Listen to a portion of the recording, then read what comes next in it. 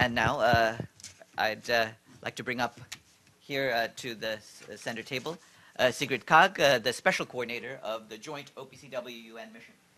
Ms. Kaag, please take the center seat.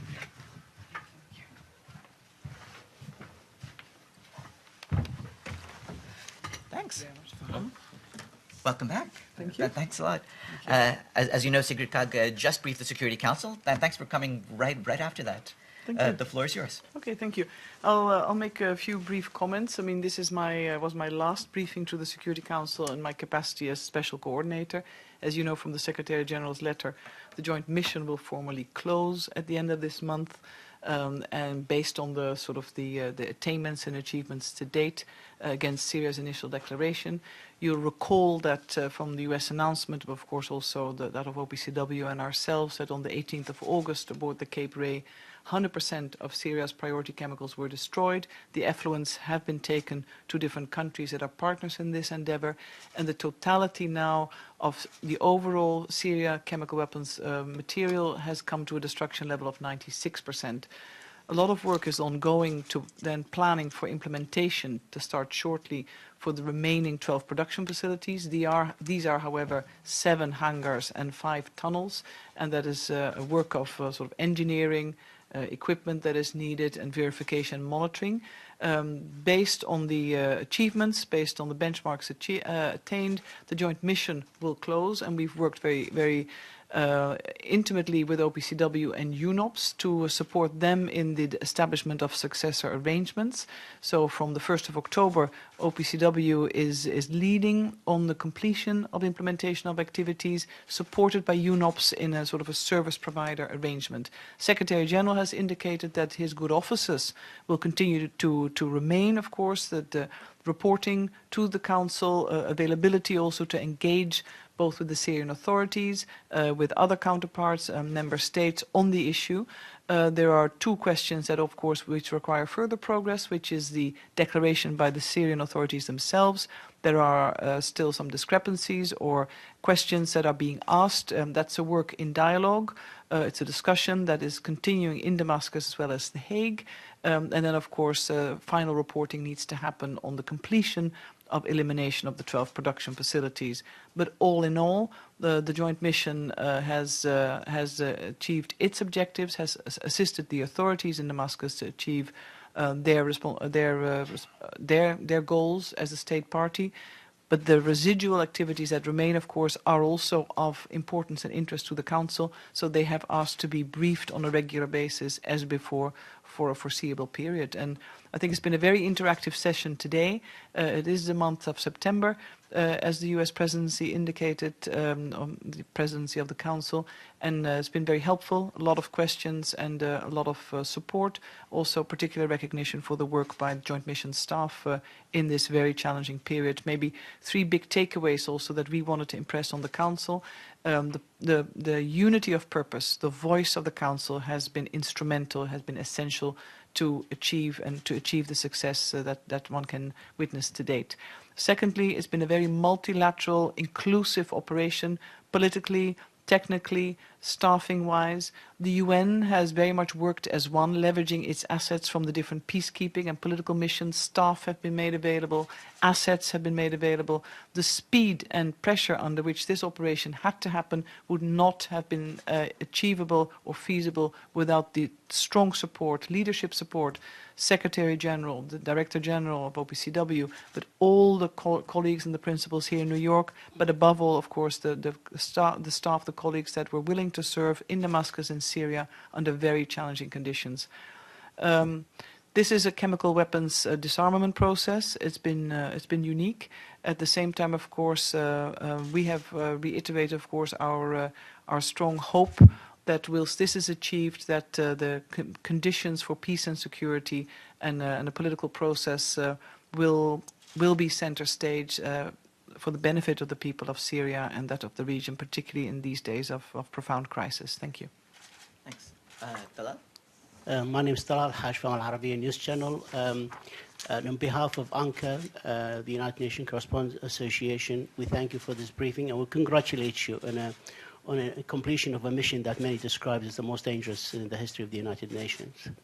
My question is concerning the mission closure by the end of this month. We understand you're staying in your position till the end of December. Correct me if I'm wrong. What would we be doing besides briefing the Council, and what would you be briefing them on in this period? And also, if you can tell us, and maybe you can't, but if you can tell us anything about the chlorine usage investigation. I know it's a different mission, but if you can give us any information, we'll be very grateful. Thank you. Take a few questions, or? Oh, if you want to take a few in a row, then Ali, and then Matthew, and then we can do another round after. And then, again, congratulations. This is one of the most successful missions led by you. But you said, like, the unity of the Security Council behind this mission was instrumental. As a diplomat and politician originally, do you think that this kind of unity regarding the situation in Syria would be helpful? Thank you. Thanks a lot. Matthew Lee, Inner City Press, on behalf of the Free UN Coalition for Access. Thanks for the briefing and for your work. I wanted to, I don't know if you'll answer this one, but there's open discussion these days of the possibility of U.S. airstrikes inside Syria targeted at ISIS or maybe beyond that. And I guess what I wonder is, what do you think that given the timing that's being discussed, could this have any impact on actually finishing the job of the facilities? And another one that you may or may not answer, if you could say, if you're at liberty to, any future plans you may have with the UN system or in the region, what you seek to do. Thanks. Thank you. I'll start and stop there. On the fact-finding mission, allegations of use of chlorine gas, as you know, it is indeed separate. The Council members ask often for an update. At the moment, the fact-finding mission has resumed, I would say, its activities, and we have to wait for a more complete report by them. Then it's up to the Executive Council of OPCW and to possibly transmit that to the Council for a discussion to take place there. At the moment, the fact-finding mission is continuing its work, so I'm not privy to the depth of their findings or their methodology. I think we have to wait for that. But of course, it's a matter that many Council members have raised as an issue of concern. The allegations of use, knowing that chlorine, of course, is a product on the open market, as there are many other chemical materials. It's the use as a weapon of war. When it comes to the question, sort of if I'll get busy, Talal, there are two different questions. The good office of the Secretary General, of course, are an exercise of a function by the Secretary General. This can be executed by many of senior colleagues within the Secretariat. I think what's important is there's continuous substantive engagement with the authorities in Damascus, both OPCW, a number of the member states, on the issues around the declaration, if there's still any to be addressed, the monitoring, verification, accurate and evidence-based reporting, which is certainly something we have always endeavored. And I think the successful execution of good offices is always based also on familiarity with the issue, trust, and understanding of the wider context. In that regard also, Matthew, I'm not in a position to respond in any way. I think what's important that the OPCW now very much continues to keep its eye on the ball, to ensure that the work gets done on the production facilities. And I do need to reiterate, these are 7 hangars and 5 tunnels. The tunnels need to be destroyed by a method of mix and fill, basically. It's not high-tech, and the equipment that's going to be used is available in country. The hangars will be destroyed by method of chemical implosion. That's a little bit more complicated, and that requires a little bit more accompagnement, but it can be done. It will take a period of up to 5-6 months from start, so we're looking at the end of March. I think the question that you point to also, Matthew, is really the security conditions more broadly in country, how permissive they can be or not. We know that from the 12 sites, 4 are in so-called security-affected areas. And in any area of conflict, country of conflict, of course, this is very fluid.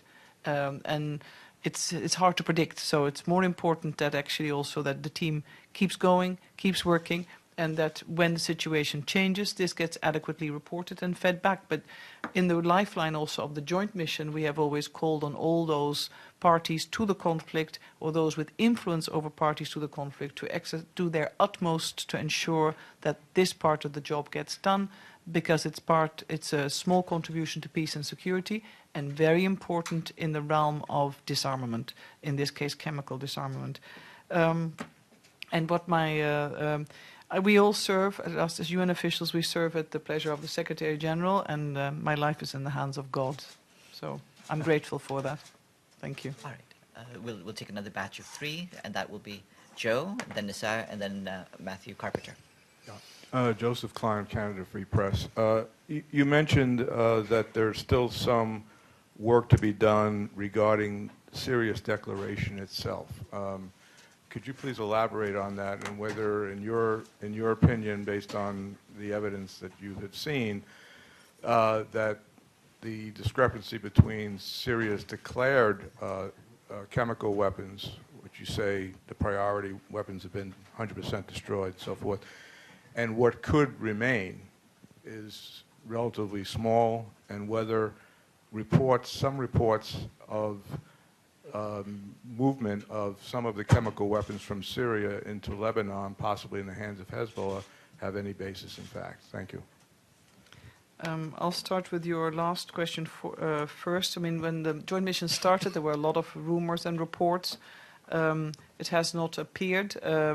I'm not in a position to comment on that. I think what's more important that to go back to the basics. When a state party submits its declaration, it is always on a voluntary basis. Of course, this happened in the context of the Russian-American Framework Agreement. It was done at an unprecedented pace within, I believe, 2 working weeks. And since then, there have been 4 amendments submitted by the Syrian authorities. The work to revise the declaration, which is quite normal, regular when a state party accedes to the convention, has been very constructive, has been cooperative. There are different categories of discrepancies. Some of them are in the realm, as Talal actually mentioned, sort of the realm of paperwork, documentation. There are areas where the authorities have indicated that chemical materials may have been destroyed, but happened a long time ago. Hence, the records are not up to date.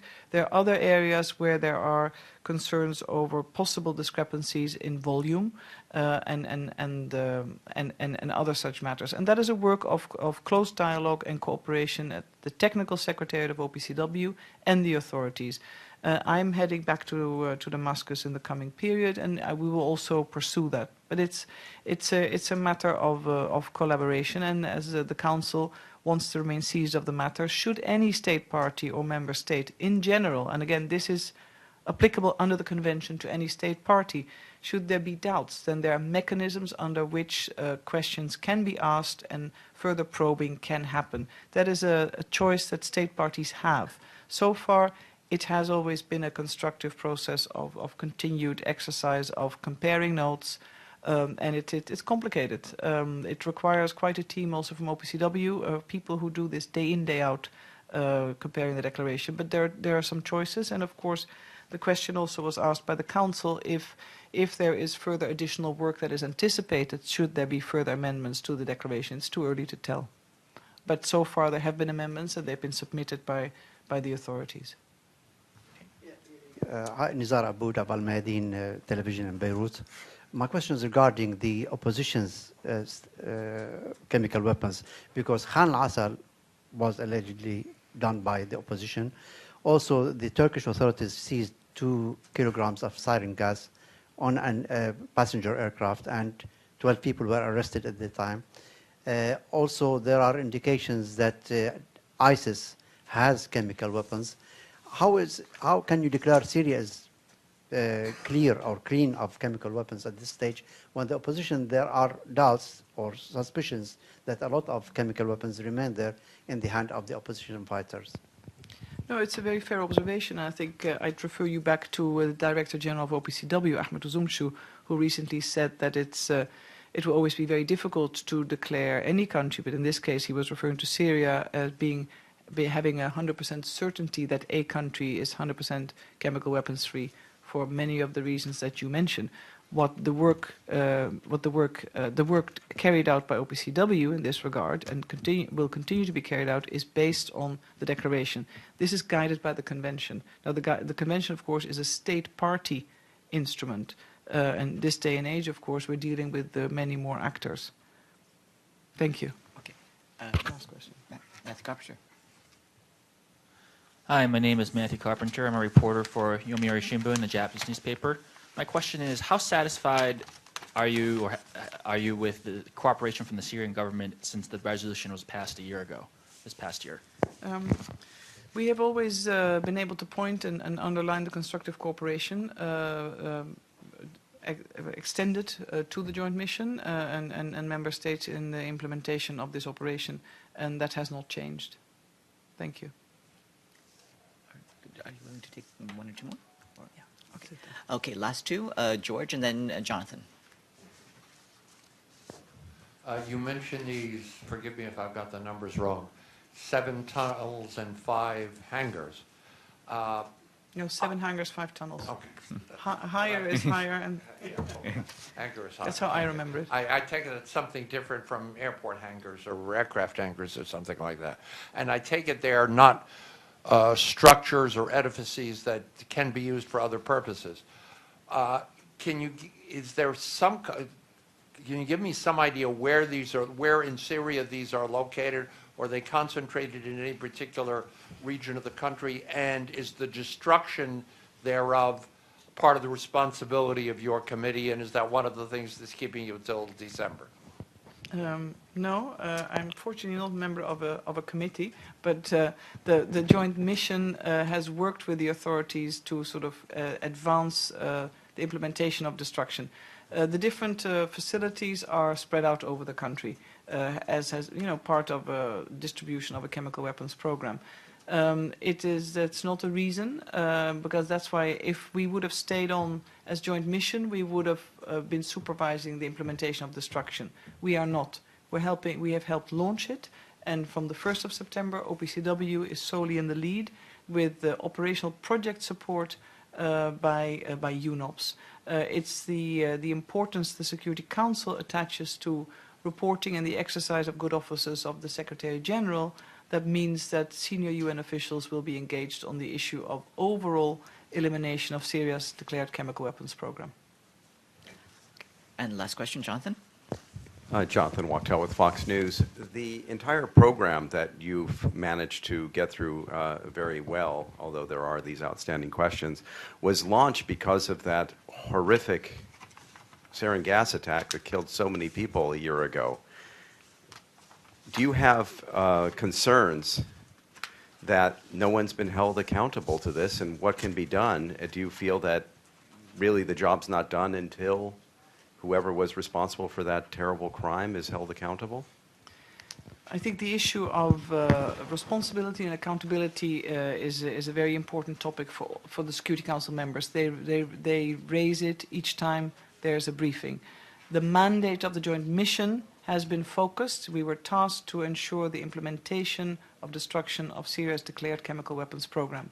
Of course, as individuals, we always feel it is important that issues of accountability are addressed, both from the UN side. The Secretary General has spoken frequently on this matter, so I refer to his statements. It's, of course, of unequivocal importance, as is the broader context of crisis and the very rightful expectation of the people of Syria in the region of peace, security, safety, and a return to conditions where the well-being of themselves, their family, their children can really be safeguarded, and they have a future to look forward to. Thank you. Is it your wish, though, that the mandate was opened up, or that you had a different mandate that would have included that? Thanks.